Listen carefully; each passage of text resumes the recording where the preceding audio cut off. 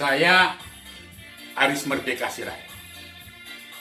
Di masa kecil saya, ketika saya demam karena virus influenza atau kita kenal masa itu flu atau pilek, setiap pagi ibu saya mengajak saya untuk duduk di hadapan perapian ketika ibu saya merebus air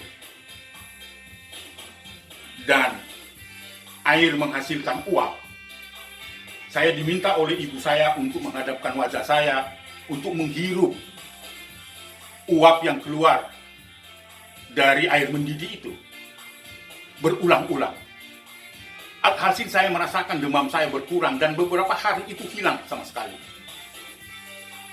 Ada baiknya itu kita gunakan tip yang sangat sederhana itu, karena menurut ahli kesehatan bahwa corona itu atau virus corona itu takut dengan panas. Kita coba, kita ambil teko, kita isi air ke dalam teko itu, lalu kita panaskan sampai mendidih dan sampai mengeluarkan uap dari air mendidih itu. Dan kita bisa coba berulang-ulang menghirup uapnya itu melalui hidung dan rongga mulut. Demikian. Berulang-ulang dari hidung sampai kita rasa bahwa rongga hidung kita merasa panas, lalu bergantian dengan mulut, lepas lagi sampai terasa pada rongga tenggorokan dan rongga mulut terasa panas. Nah, disinilah manfaatnya ketika ada virus di dalam paru-paru kita yang masuk dari rongga hidung dan rongga mulut, dia akan mati. Cobalah berulang-ulang, sekali lagi. Iya, dari mulut. Iya. Nah, ini pesan untuk kita semua, untuk anak-anakku, anak Indonesia.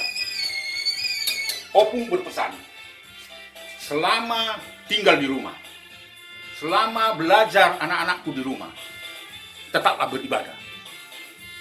Dan jaga kebersihan dengan cara apa, nak?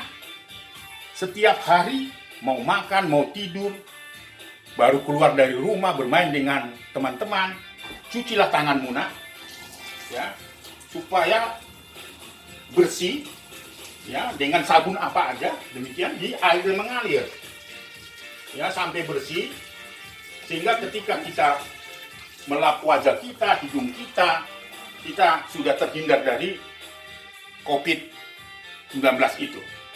Tetapi jangan lupa, nak, juga, baik itu di rumah maupun di luar rumah, apalagi kalau diajak oleh ayah ibu keluar rumah, walaupun itu tidak boleh. Tapi jangan lupa, karena ada kepentingan, pakai masker, nak. Pakailah masker yang sangat sederhana setiap saat ketika kita keluar rumah atau berbicara dengan teman kita, supaya kita bisa terhindar dari COVID-19 itu. Jagalah kebersihan, jagalah jarak, dan belajarlah di rumah dan terus berdoa. Walaupun saya tahu, nak, pasti kau bosan karena kau pasti ingin bertemu dengan sahabat-sahabatmu di sekolah. Tapi biarkanlah selama di rumah anak-anakku bisa bercengkrama bermain dengan orang tua. Pesan untuk orang tua. Di dalam situasi kita menghadapi COVID-19, bangsa ini dan bangsa di dunia, mari ciptakan rumah yang bersahabat dan ramah pada anak.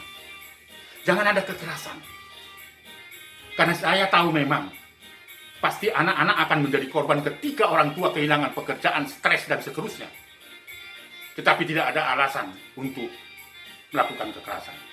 Berhentilah melakukan kekerasan, ciptakanlah rumah yang bersahabat dan ramah pada anak, dan terus beribadah mengucap syukur kepada Tuhan. Untuk pemerintah, karena pada saat ini jumlah masyarakat Indonesia yang terpapar COVID-19 cukup tinggi, dan bahkan yang meninggal dunia juga cukup memprihatinkan jumlahnya, walaupun banyak yang sembuh.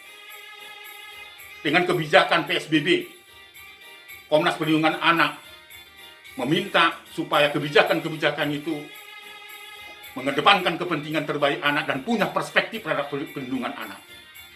Bantuan-bantuan kemanusiaan yang diberikan oleh pemerintah hendaknya juga memikirkan apa yang patut dikonsumsi oleh anak-anak balita kita supaya dia menjadi kebal, imun terhadap serangan corona. Sekali lagi, kita mengajak semua komponen, mari kita selamatkan anak Indonesia dari bahaya COVID-19.